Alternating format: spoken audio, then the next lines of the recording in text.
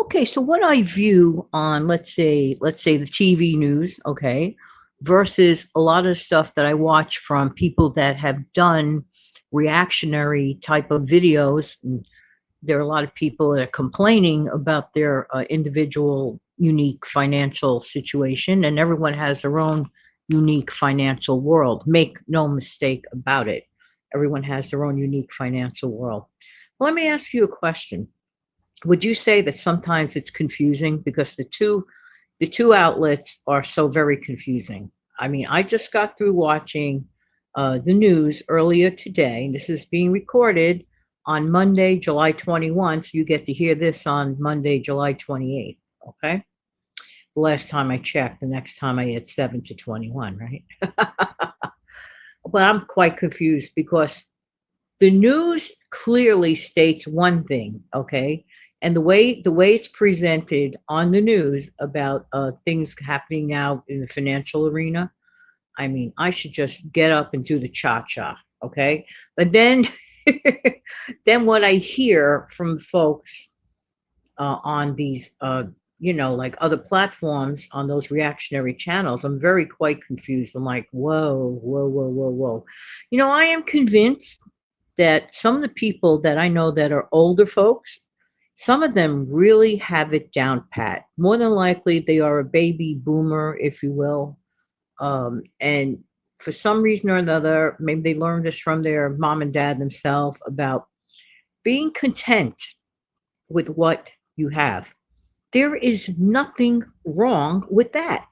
For some reason, our society pushes people into thinking that it always has to be bigger, bigger, bigger, bigger, better, better, better. If a person or persons are totally content with staying afloat, their bills are paid, they have enough money to put away, and then a little something extra. And not everybody is cut out for fancy schmancy. Just because something is fancy in your life, does that necessarily mean you're going to have a better life? Sometimes yes, sometimes no. Sometimes the bigger the headache, right? The bigger the thing that you acquired, more of a headache. You have to take good care of it. It's an extra thing. And I have noticed that a lot of the older folks, including Jan, okay, I am perfectly content with, okay? So that doesn't make me a mediocre person. It makes me a person that is content with just being able to have some and then get a little by better. There's nothing wrong with that. If you fall into that category, let me tell you something. In my honest, I believe you hit the not only financial jackpot because you're happy, but you also check off a check mark, in my opinion, and I'm just Jan, a lady blurbing behind a little microphone here with an opinion in New York. In my opinion, if you reach that point in your life, that level of contentment, to me, that is scoring high because you know what you have. People like that fall into that kind of category, in my opinion, again, opinion, have what I believe is called peace of mind. Okay, you can't purchase peace of mind. A very strange thing happened when I was graduating from grammar school, my eighth grade graduation day.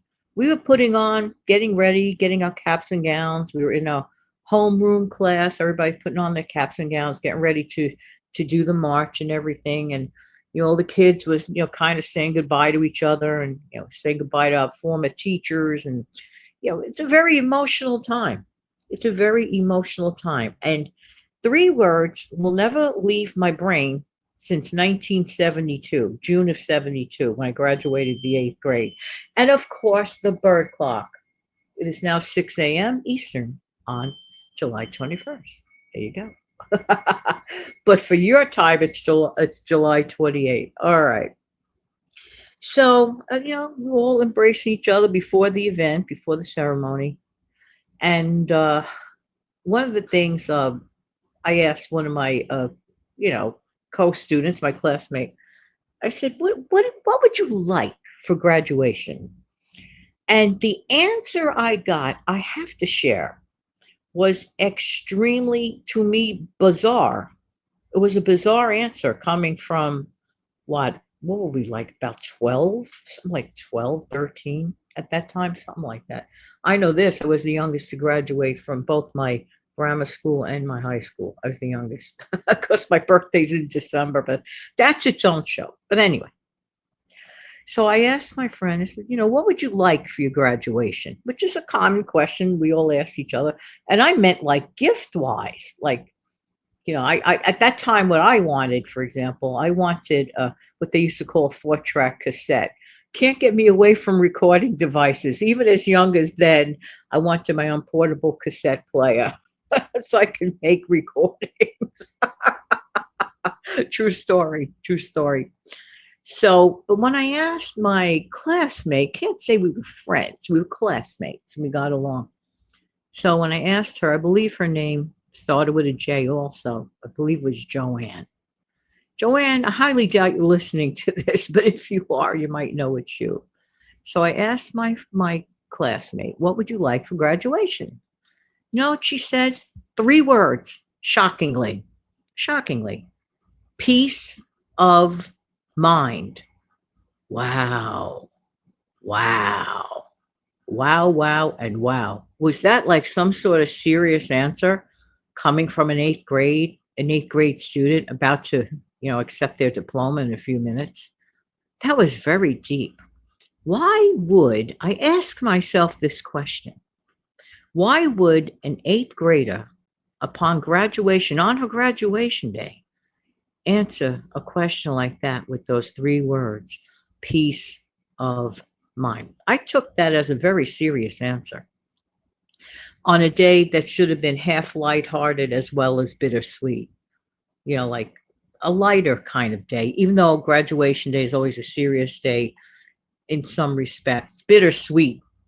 But that answer, what would you like for your graduation? Answer, peace of mind. Wow, I was blown away from that. I was utterly shocked. Here I am in 2025 reiterating the story from 1972. That's how much that impressed upon me, and it always made me wonder, why would someone that age give an answer like that? What would your thoughts be on a situation like that? So I said, oh, okay, well, I hope, I didn't know what to say, so I said, well, okay, well, hopefully, you'll have everything that you want. I really didn't know what to say. I was a kid myself, okay, so I was not a philosophical kind of person. But anyway, that was a true story. That's a true story. But fast forward it, fast forward it now to being a person in their middle, beyond 65 years of age person. I wonder how she's doing. And I hope she did get her wish. But when you're older and you're content and you get peace of mind, that's okay. There's nothing wrong with peace of mind. There is nothing wrong with being content in the situation that you are in. Sometimes society constantly tries to push us into big, big, big, big, big. Maybe we don't want to deal with big, big, big. Maybe we're okay. And I even mentioned to you my former mother-in-law a few weeks back. She was a very wonderful, peace of mind filled person. She was totally content with her financial. She didn't have much, but she was not in debt. Let me rewind this. She did not have much, but she was never in consumer debt. And she had peace of mind.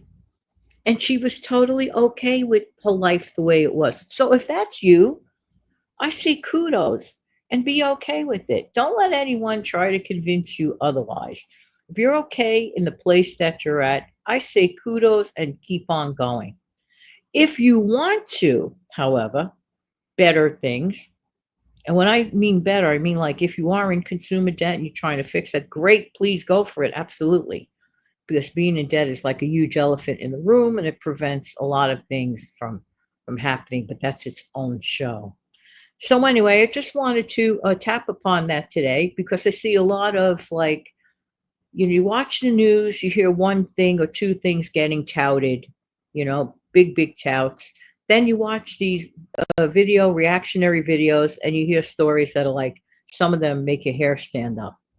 So I'm like, okay, so which one is it?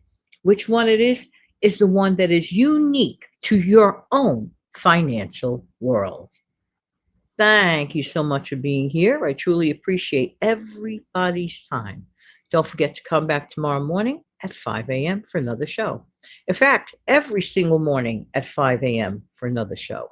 Take good care of yourself and your amazing family. Thank you.